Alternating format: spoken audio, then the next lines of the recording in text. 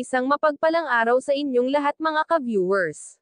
Labis nga ang kasiyahan ng pamilya ni Joy nang matapos ang kanilang bahay. Hindi sila makapaniwala na magkakaroon sila ng magandang malilipatan na bahay. Bago pumunta si Kalingap Rob sa bahay ni Joy ay dumaan muna sila sa pamilihan.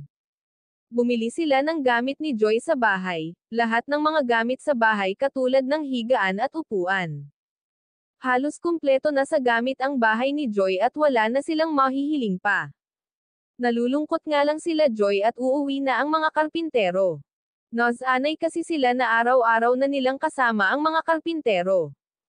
Lalong-lalo na ang nanay ni Joy nalungkot siya sa pag-alis ng mga ito. Masaya sila kasi maganda na ang bahay nila at makakatulog na sila ng maayos. Pero nalulungkot naman sila kasi mamimiss daw nila ang mga karpintero. Itinuring na daw kasi ni Nanay Melda na anak ang mga karpintero.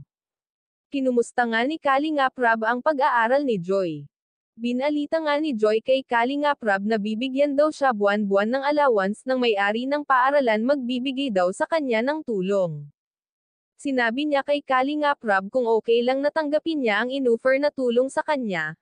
Ang sagot ni Kalingap Rob kung nakakatulong okay sa akin yun.